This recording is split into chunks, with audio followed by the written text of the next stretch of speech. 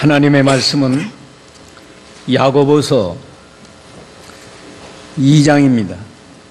신약성경 야고보서 2장 14절에서 26절까지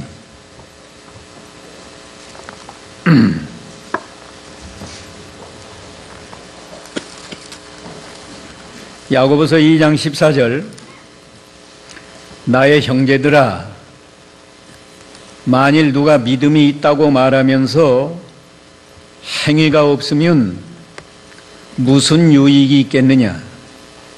그 믿음이 자기를 구원하겠느냐? 만일 형제나 자매가 헐벗고 일용할 양식이 없는데 너희 가운데 누가 그들에게 평안히 가라, 따뜻하게 하고 배부르게 하여라 하고 말만 하고 그 몸에 필요한 것을 주지 않는다면 무슨 유익이 있겠느냐? 이와 같이 믿음도 행함이 없으면 그 자체가 죽은 것이다. 어떤 이가 말하기를 너는 믿음이 있고 나는 행함이 있으니 행함이 없는 네 믿음을 나에게 보여라. 그러면 나도 나의 행함으로 믿음을 내게 보이겠다라고 할 것이다. 하나님의 한 분이신 줄을 내가 믿느냐? 잘하는 일이다. 악령들도 믿고 떤다. 허황된 사람아, 행함이 없는 믿음이 무익하다는 것을 내가 알고자 하느냐? 우리 조상 아브라함이 그의 아들 이삭을 제단에 바칠 때 행함으로 의롭다 하심을 받지 않았느냐? 믿음이 그의 행함과 함께 일하고 행함으로 믿음이 온전하게 된 것을 내가 안다. 그러므로 아브라함이 하나님을 믿으니 이것이 그에게 의로 여겼다 하신 성경이 성취되었고 그는 하나님의 벗이라 불리었다. 너희가 아는 대로 사람이 행함으로 의롭다 하심을 받고 믿음으로만은 아니다. 이와 같이 기생 라합도 사자들을 영접하고 다른 길로 가게 하였을 때 행함으로 의롭다 하심을 받지 않았느냐? 영이 없는 몸이 죽은 것 같이 행함이 없는 믿음도 죽은 것이다. 아멘. 오늘 이 말씀을 통해서 죽은 믿음과 산 믿음, 이런 제목으로 진리를 증거하겠습니다. 우리 기독교는 믿음을 대단히 강조합니다. 세상의 여러 가지 이방 종교들은 형식과 의식을 중요하게 여겨요. 그러나 우리 기독교는 믿음으로 구원을 얻기 때문에 믿음을 대단히 강조합니다. 그런데 믿음에는 산 믿음도 있고 정상적인 믿음 말하는 거지. 또 죽은 믿음도 있다. 죽은 믿음을 주로 우리가 알면 산 믿음은 어떤 것인지 반대로 생각하면 알 수 있습니다. 죽은 믿음이 어떤 믿음인가 하면 첫째, 행함이 없는 믿음이 죽은 믿음이다 그랬습니다. 행함이 없는 믿음. 14절에도 나의 형제들아 만일 누가 믿음이 있다고 말하면서 행위가 없으면 무슨 유익이 있겠느냐? 또 17절에는 행함이 없으면 이와 같이 믿음도 행함이 없으면 그 자체가 죽은 것이다. 그러니까 죽은 믿음은 한마디로 말하면 행함이 없는 믿음이에요. 행함이 없다는 말은 하나님 말씀을 순종하지 않는 믿음이다 그 말이에요. 여기 행함은 하나님 말씀을 순종하는 행위를 말한 겁니다. 죽은 믿음은 지식적으로는 하나님 말씀을 잘 아는데 순종하는 행위가 없어요. 입으로는 하나님을 믿는다고 말하고 하나님의 말씀을 믿는다고 말하는데 실제로 순종하지 않아요. 그게 죽은 믿음입니다. 그러나 산 믿음, 정상적인 믿음은 하나님 말씀을 순종하는 겁니다. 산 믿음, 생명력이 넘치는 믿음은 아무리 어려운 환경에서도 하나님 말씀을 순종하는 거예요. 예를 들면 우리가 잘 아는 사드락, 메삭, 아벳느고는 그 바벨론 왕 느부갓네살이 우상을 만들어 놓고 여기 절하라. 절하지 않으면 풀무불 속에 집어넣어서 타 죽게 하는 무서운 벌을 내린다고 말했는데도 하나님 말씀을 순종하기 위해서 우상에게 절하지 않다가 풀무불 속에 던져졌습니다. 그게 괜히 그렇게 했어요? 그 사드락, 메삭, 아벳느고의 믿음은 산 믿음이다.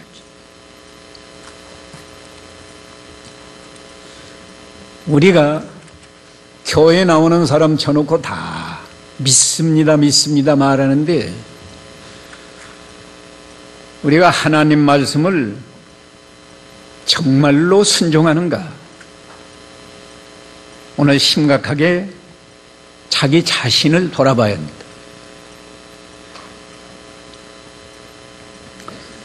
두 번째로 죽은 믿음은 어떤 믿음인가 하면 유익이 없다고 그랬어요. 14절에 만일 누가 믿음이 있다고 말하면서 행위가 없으면 무슨 유익이 있겠느냐? 유익이 없다고 말이에요. 또 20절에 허황된 사람아, 행함이 없는 믿음이 무익하다는 것을 내가 알고자 하느냐? 정상적인 믿음은 말할 수 없는 큰 유익이 있습니다. 어떤 유익이 있을까요?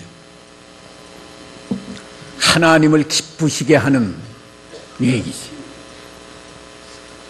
우리가 하나님의 자녀면 하나님을 기쁘시게 해야 되는데 무슨 돈으로 하나님을 기쁘시게 하는 게 아니고 믿음으로 하나님을 기쁘시게 한다. 히브리서 11장 6절에 믿음이 없이는 하나님을 기쁘시게 못하나니 그랬어요. 그 말은 바른 믿음은 하나님을 기쁘시게 한다고 해요. 우리가 하나님을 기쁘시게 하면 하나님이 얼마나 많은 은혜와 복을 주시겠습니까?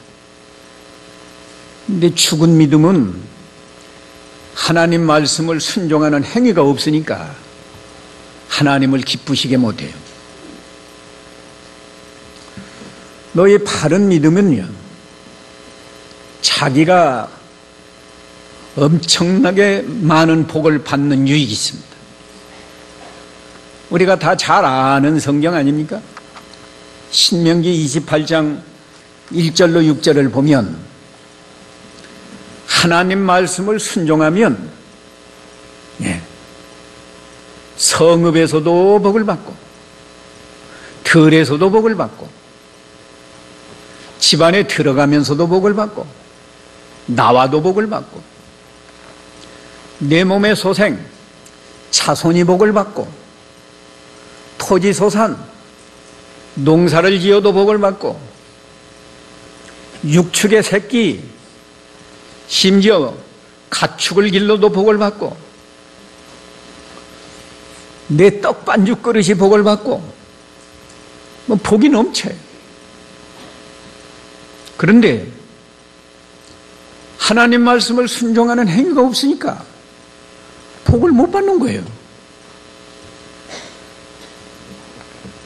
우리가 성경에 보면 믿음 잘 지킨 성도들은 다 복을 받았습니다. 아브라함이 혈혈단신으로 가나안 땅에 왔지만 종만 318명이 되었습니다. 요셉은 17살에 애굽 나라의 종으로 팔려갔지만 산 믿음을 가지고 있으니까 애굽의 총리가 됐어요. 나이 많아서 총리 된 거 아니에요. 30세쯤 됐을 때 총리 됐어요.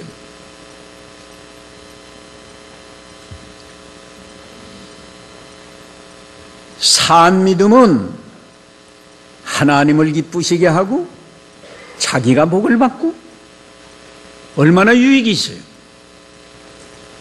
또 다른 사람에게도 유익을 줘요. 다른 사람에게도. 방금 요셉 이야기 했는데 요셉 한 사람이 믿음을 잘 지키니까 7년 흉년 들었을 때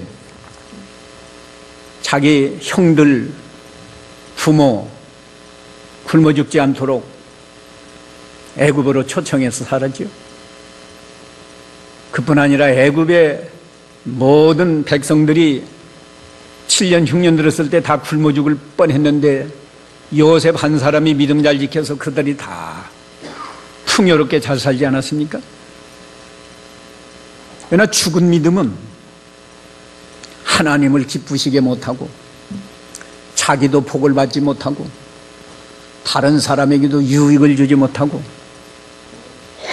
유익이 없는 믿음, 그게 죽은 믿음입니다. 오늘 우리는 적어도 몇십 년씩 믿은 분이 여기 계시는데 나는 믿음으로 얼마나 많은 유익을 얻었는가, 복을 받았는가 한번 잘 생각해 보시고 지금부터라도 믿음을 잘 지켜서 죽은 믿음 말고 산 믿음으로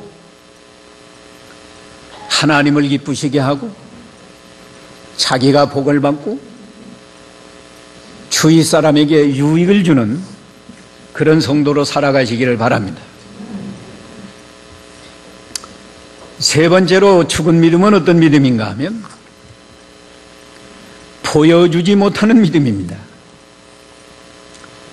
정상적인 믿음, 산 믿음은 자기 믿음을 다른 사람에게 보여줘요.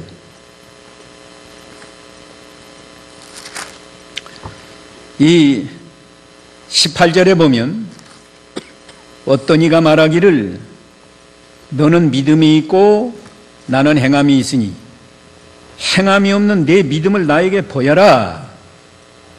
그러면 나도 나의 행함으로 믿음을 내게 보이겠다라고 할 것이다. 믿음 자체는 눈에 보이지 않는 건데 행함으로 믿음을 보여주는 거예요. 하나님 말씀을 순종하는 그 행위를 통해서 다른 사람에게 내 믿음을 보여줄 수 있고 보여주어야 하는 겁니다. 그러나 행함이 없는 사람은 도무지 믿음을 보여줄 수 없는 거예요. 입으로는 믿는다고 하는데 행함이 없으니까 무엇을 믿는지 믿음을 보여줄 수 없다고.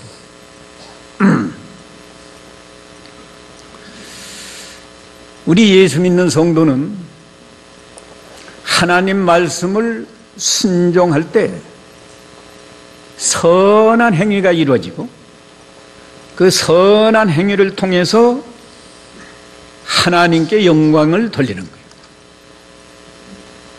마태오 5장 16절에서는 너희는 세상의 빛이다. 너희 선한 행실로 하나님께 영광을 돌리게 하라 말씀하셨습니다. 그러니까 믿음이라는 건요, 자기 혼자 잘 믿는다고 해서 되는 게 아니고 다른 사람들이 나를 보고 내가 믿음이 좋은 사람인지 믿음이 시원치 않은 사람인지 믿는지 안 믿는지 알 수 없다, 그런 사람인지 다른 사람이 평가하는 겁니다. 다른 사람. 자기 혼자 잘 믿는다고 해서 잘 믿는 게 아니에요. 우리가 사드락 메삭 아벳느고 보지 않았지만 우리는 다니엘 3장 그 사건만 통해서도 사드락 메삭 아벳느고는 참 믿음이 좋구나.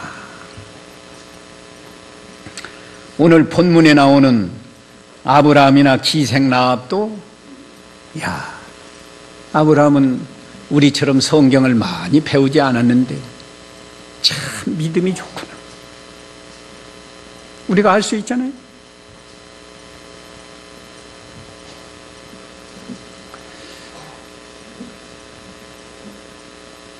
우리는 가정에서 또 직장에서 동네에서 사람들이 나를 보고 어떻게 평가하는가? 저분은 예수 믿는 사람인데 참 믿음이 좋은 분이다. 그렇게 평가를 받고 있는가? 아니면 저 사람 예수 믿는 사람이야? 나는 예수 안 믿는 줄 알았네. 그런 평가를 받고 있는지, 우리 자신이 심각하게 자신을 돌아봐야 돼.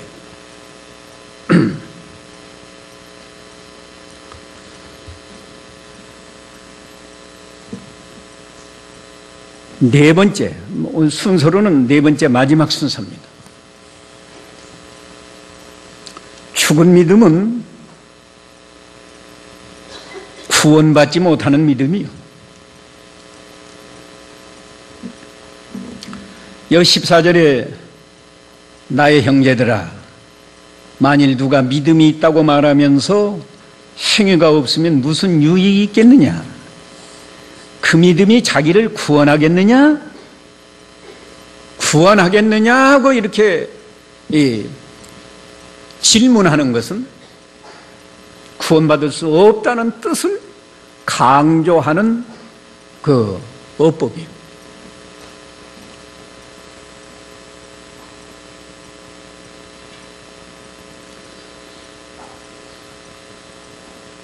죽은 믿음은 구원받을 수 없다. 얼마나 심각한 이야기입니까?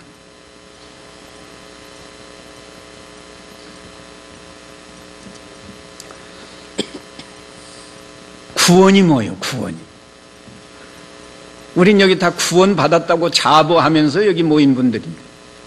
구원이 뭐예요? 안 믿는 사람이 구원이 뭡니까? 하고 질문하면 뭐라고 딱 답변해 주겠어요?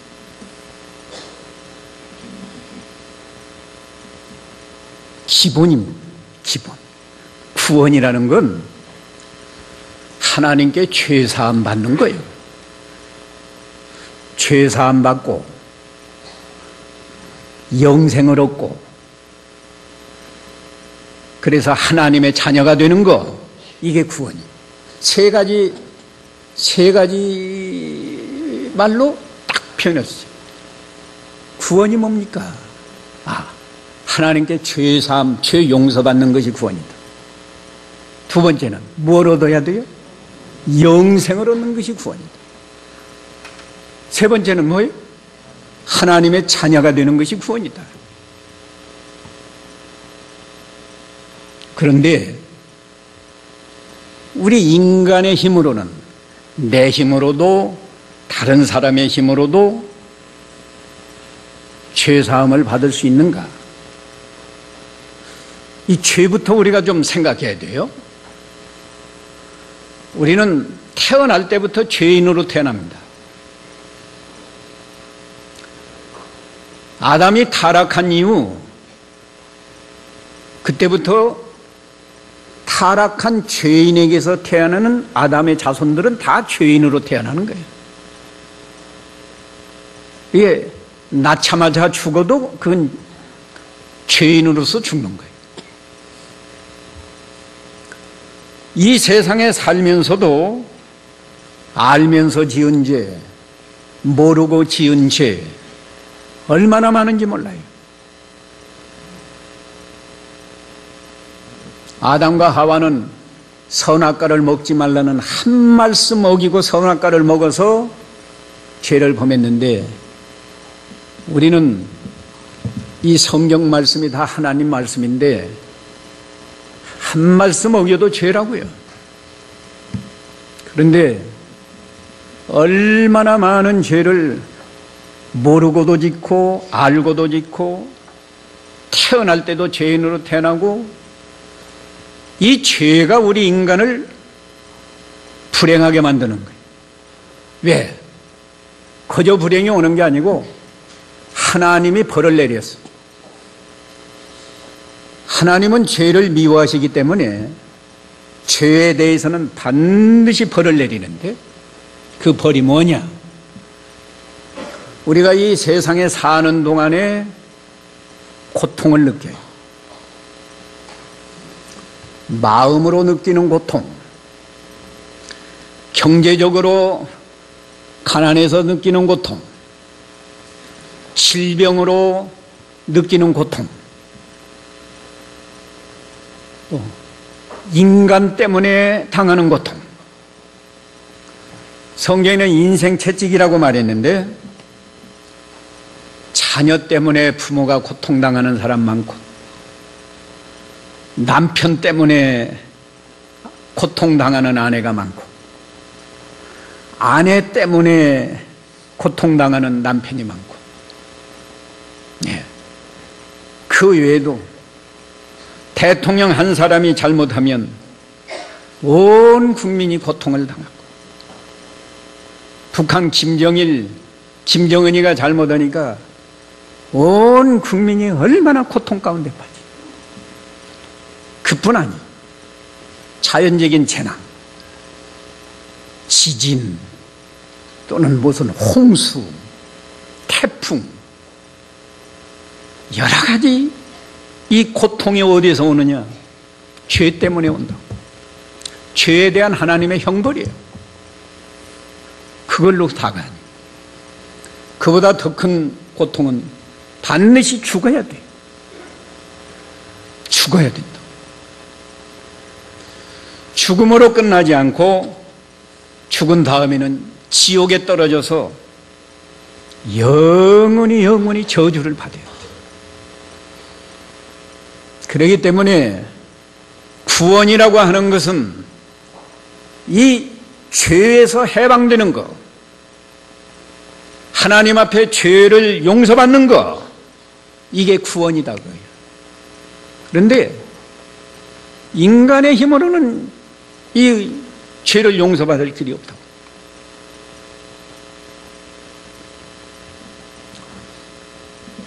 영생 얻는 것이 구원인데, 인간의 노력이나 지혜로, 기술로 영생 못 얻어요.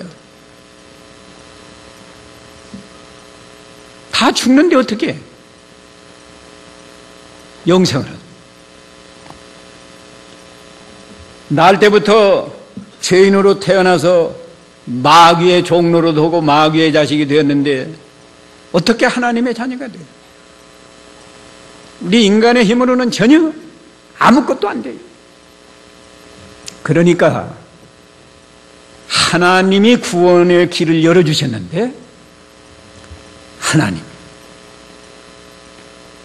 하나님이 하나님의 아들 예수님을 이 세상에 보내신 거예요. 그래서 우리 예수님은 죄가 없는 참 사람이시고 사람의 몸을 입고 오신 참 하나님이신데 그분이 십자가에서 죽으신 것은 바로 우리 죄값을 예수님이 대신 담당하시려고 속죄양으로 죽으신 거예요. 그래서 예수님이 십자가에서 죽으심으로 우리 죄값을 다 지불했습니다. 그리고 이 예수님의 십자가 구속을 믿으면 죄를 용서해 주시는 것이 하나님의 구원이에요. 이건 순전히 하나님의 은혜고 사랑이에요. 인간의 노력으로 구원 못 받아. 하나님이 이렇게 죄인들을 불쌍히 여기고 사랑하셔서 은혜로 구원해 주셨어요. 믿음으로 죄사함을 받으면 하나님은 영생도 줘요. 그래서 우리가 비록 죽어도 우리 영혼은 살아서 천국에 들어갈 뿐 아니라 마지막에는 몸도 부활해서 하늘나라에서 영원토록 사는 이런 놀라운 복을 우리에게 허락하셨어요. 그뿐 아니라 죄사함 받고 영생 얻은 사람은 이제 세상에서도 하나님의 자녀예요. 그러니까 하나님 아버지를 사랑하고 하나님 아버지를 순종해서 섬기는 복을 주셨고 믿음만 바로 지키면 하나님 아버지가 우리를 보호해 주셔서 고통 많은 세상에서도 마음의 천국을 이루고 살고 또 웬만한 고통은 마음의 천국 이뤘으니까 다 하나님이 면하게 해준다고요. 믿음만 바로 지키면. 그런데 참으로 이렇게 믿음으로 구원을 받은 성도라면 정말 그 믿음이 죽은 믿음이 아니고 산 믿음이라고 하면 달라져요. 뭐가 달라질까? 이제 하나님의 자녀가 되었으니까 하나님 아버지를 존경하고 사랑하고 감사하는 마음이 저절로 나오는 거예요. 저절로. 누가 감사하라 해서 감사가 나오는 게 아니고 하나님을 사랑하라 해서 사랑하는 게 하나님의 자녀가 되었으니까 본성적으로 하나님을 사랑하고 내 힘으로 구원받을 수 없는데 하나님이 독생자를 희생해서 내 죄를 다 대속해 주시고 영생을 주시고 하나님의 자녀 삼아줬으니까 그 은혜가 얼마나 감사해요. 하나님 감사합니다. 하나님은 아버지십니다. 육신의 부모도 바로 섬겨야 되고 육신의 부모를 잘못 섬기면 불효한 자식이라고 세상에서도 손가락질을 받는데 하나님이 독생자를 희생해서 구원해 주시고 구원받은 하나님의 자녀라면 어떻게 하나님을 경홀히 여길 수 있어요? 하나님 아버지를 사랑합니다. 하나님 아버지, 나 같은 죄인을 구원해 주셔서 감사합니다. 이런 마음이 나오기 때문에 자연히 내가 어떻게 하면 하나님을 기쁘시게 할까? 그 중심이 바꿔져요. 어떤 환경에서나 어떻게 하면 하나님을 기쁘시게 할까? 이게 성도예요. 내 욕심 채우기 위해서 하나님이 말씀을 어기고 나가는 게 아니고 나는 희생하더라도 나는 풀무불 속에 들어가더라도 어떻게 하면 하나님을 기쁘시게 할까? 그러니까 하나님 말씀을 순종하게 되는 거예요. 왜? 하나님은 하나님 말씀 순종하는 것을 제일 기뻐하시니까. 사무엘상 15장 22절 우리가 잘 압니다. 순종이 제사보다 낫다. 하나님 말씀을 듣는 것이 수양의 기름보다 낫다. 얼마나 잘하는 말씀입니까? 정말 구원받았는가? 구원의 확신이 있는가? 있으면 하나님을 사랑하고 하나님께 감사하고 범사에 내가 어떻게 해야 하나님을 기쁘시게 할까? 내 목숨을 희생해서라도 하나님을 기쁘시게 해야지. 이게 구원받은 성도예요.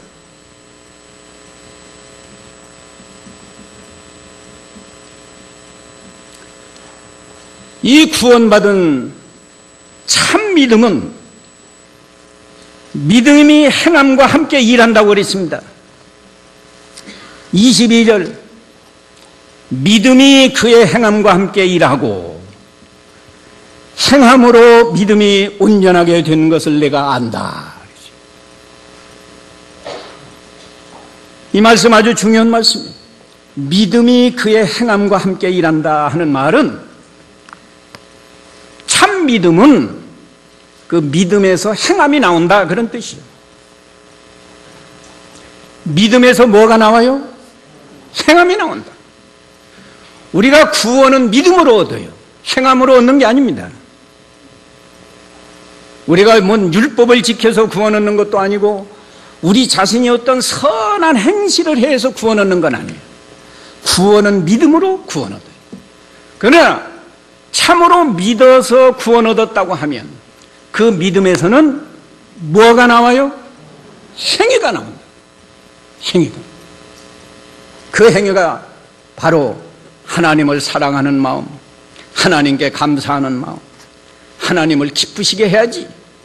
그런 마음에서 하나님을 기쁘시게 하려니까 하나님 말씀을 순종하는 행위가 나온다.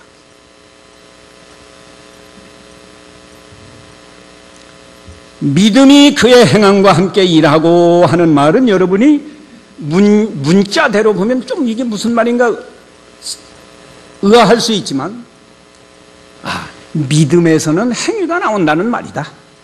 그렇게 이해하면 돼요. 그 다음 구절도 행함으로 믿음이 온전하게 된다 그랬습니다. 믿음에서 되는 게 아니고 무엇로 믿음이 온전하게 돼요? 행함으로 믿음이 온전하게 된다. 그 예가 오늘 본문에서요 아브라함과 기생 라합의 예를 드러났어요.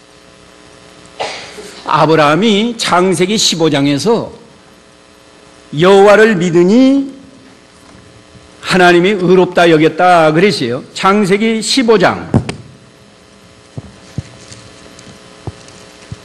6절인가? 창세기 15장 6절 아브라함이 여호와를 믿으니 여호와께서 이것을 그의 의로 여기셨다. 예. 하나님이 아브라함에게 약속해 줬거든요. 내 자손이 하늘의 별과 같이 많아진다. 5절에서 말해 줬어요. 그랬더니 아브라함이 그걸 믿었어요. 아직 아브라함이 아들 낳지 못한 때입니다. 나이는 그때가 75세쯤 났는데 하나님이 내 자손이 하늘의 별같이 많아진다. 믿을 수 없는데 아브라함이 믿었어요. 그걸 보시고 의롭다 여기셨다. 그런데 창세기 22장에 가면 하나님이 아브라함을 시험합니다. 아브라함을 시험하려고 하나님이 아브라함을 불러서 내 사랑하는 독자 이삭을 데리고 모리아 땅으로 가서 내가 내게 말해주는 한 산 위에서 그를 번제로 드려라 그랬어요. 하나님이 아브라함을 뭘 시험해요? 말하자면 아브라함의 믿음이 산 믿음인지 죽은 믿음인지 그걸 시험한 거예요. 하나님은 뭐 물어보지 않아도 다 아시는데 무엇을 시험해보나? 우리에게 보여주려고 시험한 거예요. 하나님은 물어보지 않아도 다 알아요. 아브라함의 믿음이 참 믿음인 걸, 산 믿음인 걸 아시는데 시험한 것은 이걸 우리에게 알게 하려고. 아브라함의 믿음이 산 믿음이다. 우리에게 알게 해주려고 시험한 거예요. 하나님이 시험하시면서 100세에 난 아들, 하나밖에 없는 아들 모리아 땅에 가서 죽여서 번제로 드려라 말씀했습니다. 아브라함이 산 믿음이 아니면 그 순종 못하는 거예요. 산 믿음이기 때문에 순종을 했어요. 산 믿음이 뭐예요? 하나님을 기쁘시게 하려면 하나님 말씀을 순종해야지.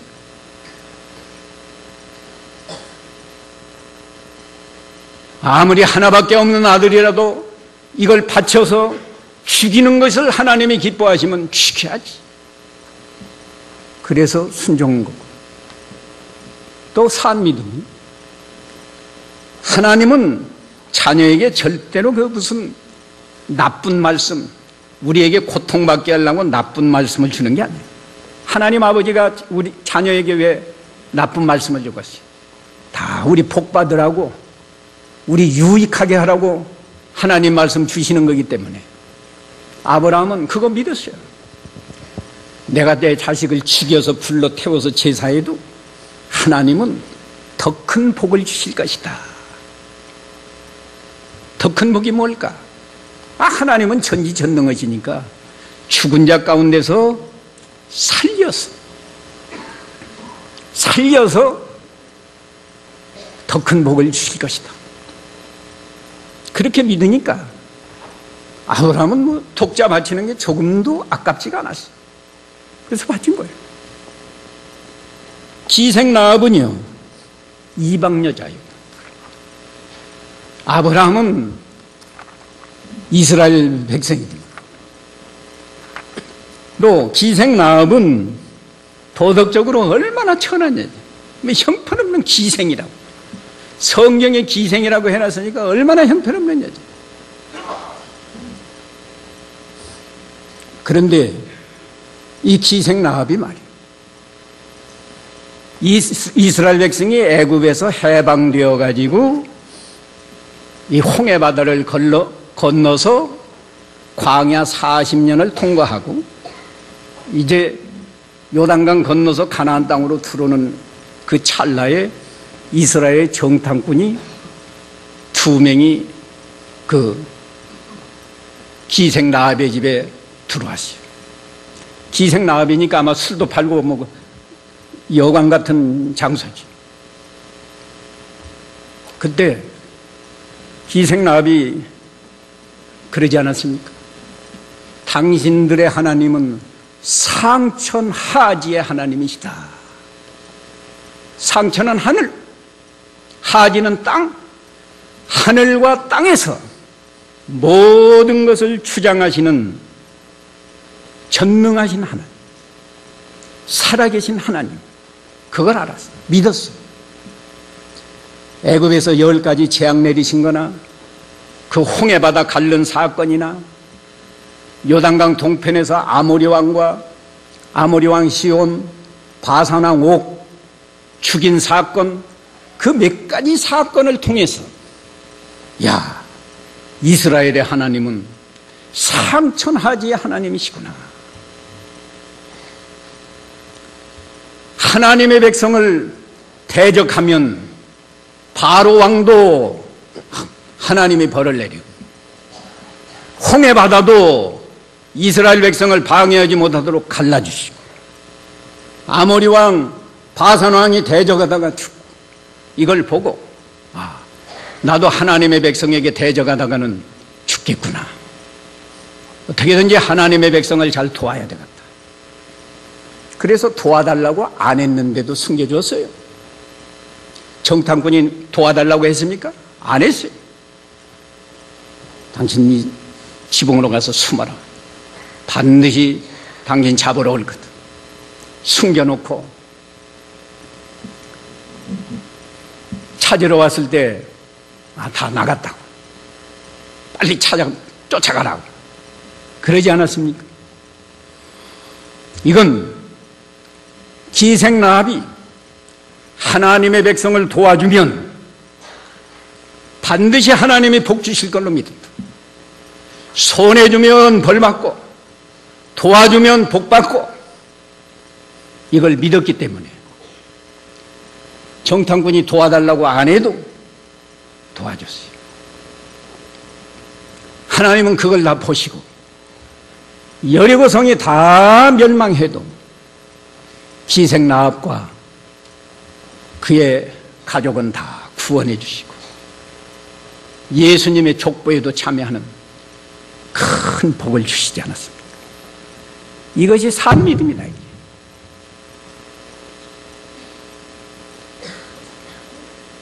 산 믿음. 물론 산 믿음이라고 해서 성경 말씀을 다 순종합니까? 그건 못해요. 우리가 다 연약하고 믿음의 정도가 다 다르기 때문에 아무리 믿음이 좋은 사람도 이 성경 말씀을 다 순종하는 사람은 한 사람도 없습니다. 모세도 실수했고 아론도 실수했고 다윗도 실수했고 솔로몬도 실수했고 다 순종하는 건 아니에요. 그러나 산 믿음은 항상 내가 하나님을 기쁘시게 해야지. 내가 하나님 말씀을 순종해야 복을 받지. 하나님의 교회를 도와줘야 복을 받지. 이런 기본적인 중심이 있고 그 중심이 있으니까 하나님 말씀을 잘 순종하려고 노력하는데 노력해도 실수해서 죄를 범할 수 있다고요. 죄를 범했을 때에는 즉시 회개하는 거예요.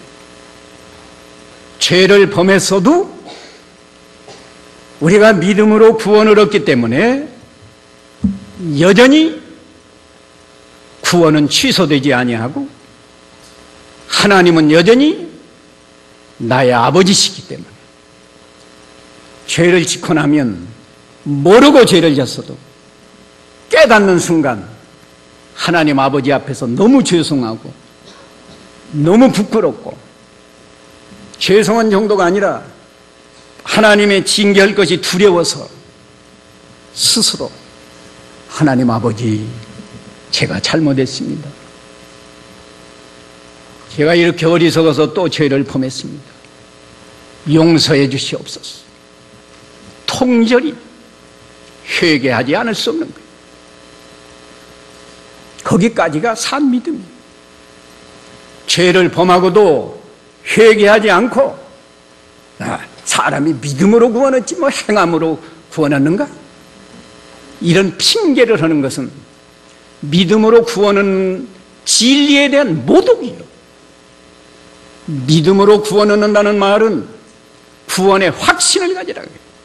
좀 실수했어도 믿음으로 구원을 얻기 때문에 내가 좀 실수했어도 나는 여전히 구원받은 하나님의 자녀다. 하나님의 자녀가 이런 실수를 했으니 하나님 앞에서 너무 죄송하고 부끄럽고 하나님의 징계가 두렵다. 그래서 스스로 회개하는 거예요. 회개하는 사람은 같은 죄를 되풀이하지 않으려고 노력하는 거예요. 그래서 점점 신앙이 진파하는 거예요.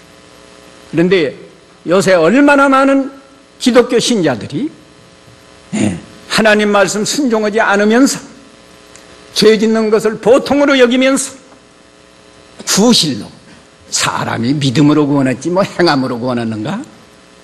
이런 말 하는 것은 그건 아주 잘못된 생각이고 진리에 대한 모독이에요. 믿음으로 구원 얻는다는 말은 그런 핑계 구실로 주신 게 아니라 믿음으로 구원 얻으니 하나님의 은혜가 얼마나 감사하냐. 하나님께 감사하면서 하나님 앞에서 믿음을 잘 지켜서 하나님을 기쁘시게 하는 일에 더욱 힘쓰라고 그런 은혜를 주신 것이지, 죄 짓고 핑계하면서 믿음으로 구원 얻는다, 행하면 아무렇게 해도 괜찮다, 그런 생각하라고 주신 진리가 아닙니다. 아무쪼록 우리가 시간이 가면 갈수록 참 통절하게 느껴져요. 우리가 몇십 년씩 예수를 믿었는데 기생남많은 믿음이 있는가?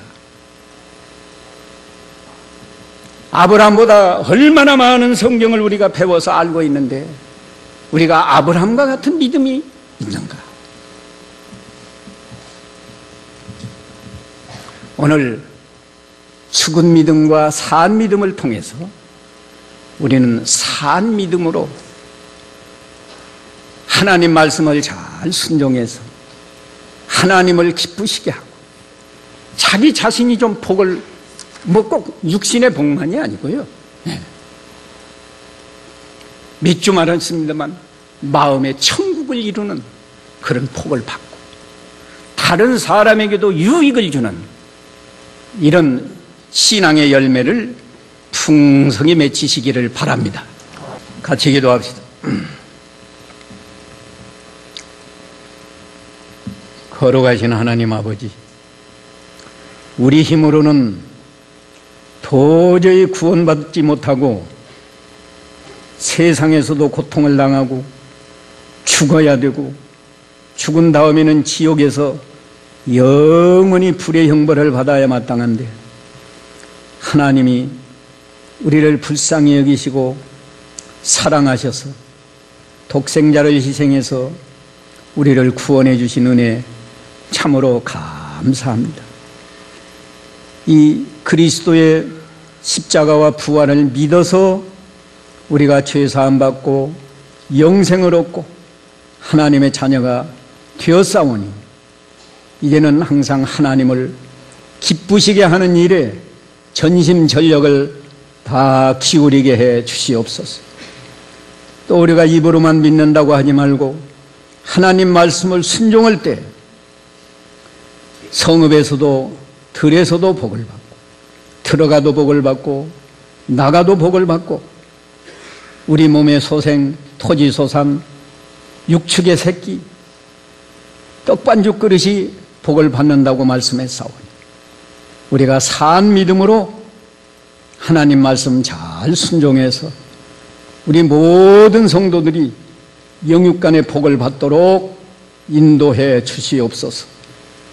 예수님의 이름으로 기도하옵나이다. 아멘.